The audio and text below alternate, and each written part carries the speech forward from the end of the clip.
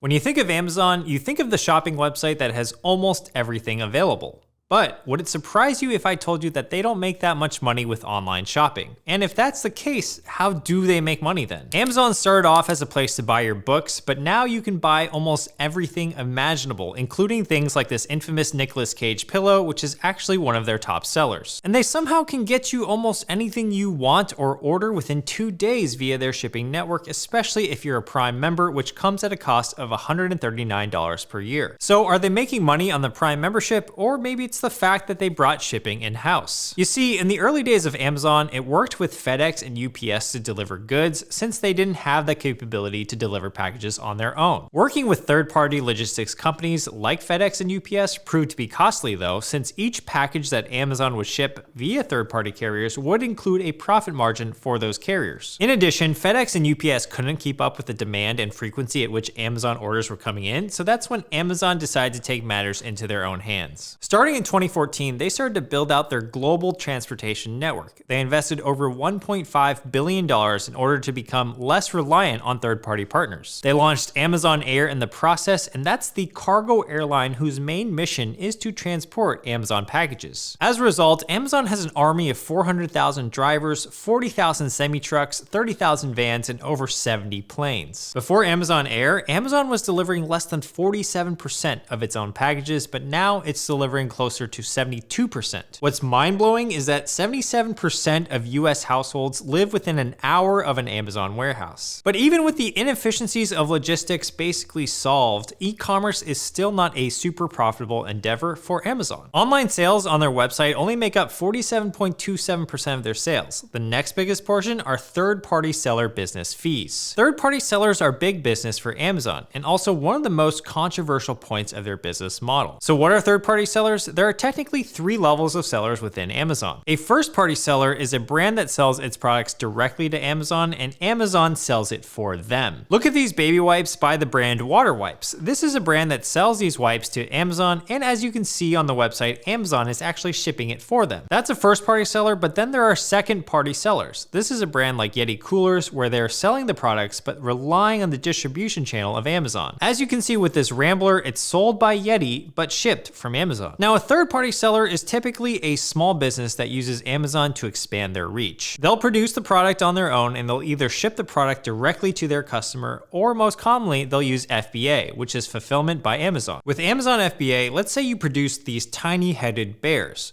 You'll ship pallets of these to an Amazon warehouse. They're gonna store it for you and ship it for you when an item is finally sold on Amazon. This is the most lucrative business model for Amazon, as they can charge third-party businesses the cost to store their inventory. In addition, they'll also charge a transaction fee on every single item sold. In this way, because of the distribution Amazon provides, they are leveraging their network tremendously by taking a cut of basically all online shopping that actually happens through Amazon. For many years, this was a tried and true business model, and most vendors were happy using Amazon as their platform of choice. But in late 2021, it was discovered that Amazon had been exploiting the data they were aggregating from all their sellers. They then created their own competitive products under the Amazon Basics product line. Essentially, if you had all the data and margin information on every single item that sells well on your platform, you could theoretically just contact your own suppliers in a foreign country, copy those products, cut deals with those suppliers, and then undercut your own vendors online. This is basically what happened. In fact, internal documents showed that Amazon employees studied proprietary data about their brands on Amazon, including detailed information about customer returns. The aim was to identify and target goods described as reference or benchmark products and replicate them. While that's a pretty controversial topic indeed and can probably be its own video, I want to point out that about 69% of sales come from the online shopping portion of their website, with 22% coming from these third-party services. Once you add in subscriptions, physical stores, and advertising, e-commerce makes up about 25.5% of Amazon's operating income and has an operating margin of 1.56%. So yes, 1.56% of an operating margin is not a lot. That means for every $100 of sales that come through the platform, only $1.56 is profit. That's abysmally low. In order to figure out what actually brings Amazon the most amount of profit, we need to take a look at all of their businesses, and luckily I've done that for you. Here's just a quick list of every other business imaginable that they're involved in, including number 1, Amazon Fresh, which is their physical grocery store. Number 2, Amazon Home Services, their furniture assembly business. Number 3, Amazon Pharmacy.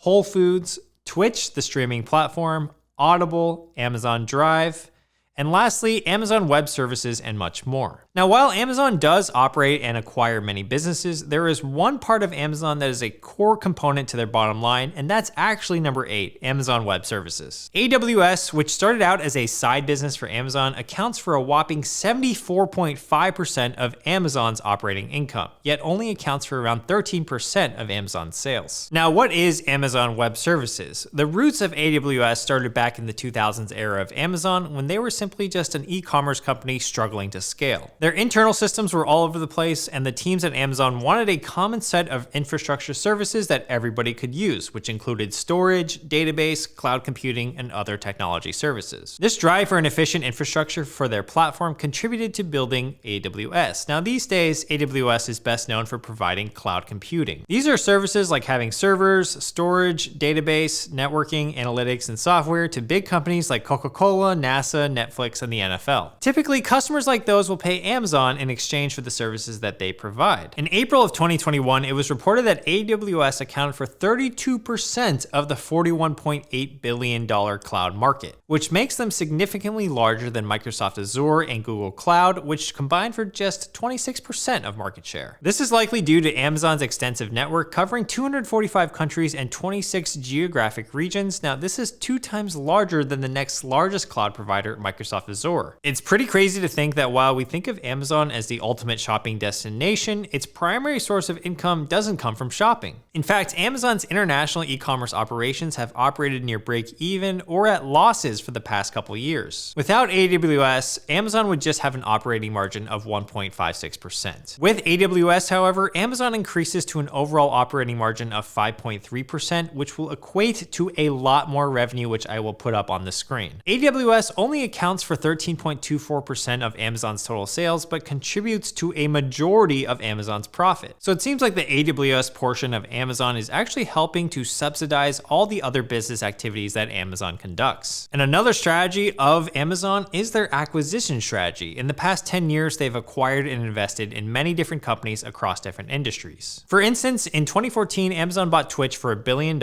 and in 2020, Amazon acquired Zoox, an autonomous vehicle company. They've also invested in multiple startups and companies in this space, including Aurora and Embark. Another industry Amazon is getting into is home products, specifically in security products. In 2017, Amazon bought Blink, a startup working on wireless security cameras, and later in 2018, Amazon also acquired Ring, a home security products manufacturer. With Amazon Ring owning around 18% of the global video doorbell market, the largest of any brand, it's safe to say that they're doing pretty well. So with all this information at hand, how can we, the normal investor, take advantage of this? Should we be buying their stock? Should we be shorting it? Well, the thing with stock prices is that Wall Street typically cares about what the expected profit of a company is in the future. A lot of how a stock trades is based on the future expectations. So while Amazon doesn't make that much profit right now with online shopping, there's an expectation that they'll get even more efficient as time goes on. Now, speaking of today, like most of the market in 2022 up until May, Amazon stock is down year to date. While they did lose a lot of money in Q1, it was mostly due to a $7.6 billion loss from their investment in Rivian, the electric truck maker. Without that loss, they actually made $3.75 billion from their businesses in Q1 of 2022 alone. Like most companies in 2022, Amazon has also been dealing with massive inflation, wage increases, and also supply chain issues. In Amazon's earnings call, its chief financial officer described how inflation and wage increases added $2 billion of cost this quarter alone when compared to last year. In addition, lower productivity due to overstaffing and overcapacity led to another $4 billion of additional costs. While Amazon stock will likely continue to fluctuate over the next few months to a few years, I wouldn't worry too much, as we know that the majority of its earnings comes from its AWS and not the e-commerce business. As long as AWS continues to grow and the e-commerce business becomes more efficient as supply chain constraints ease up, Amazon should be fine in the long term. So if you are an investor looking to buy Amazon stock, really consider where they're earning their revenue from. The lesson that I want to share with you guys today is that it's important to know how a company generates their money before buying their stock. I hope this video educated you on the economics of the Amazon business model and how they actually make money. Make sure to subscribe, and I'll see you guys in the next video. All right, peace.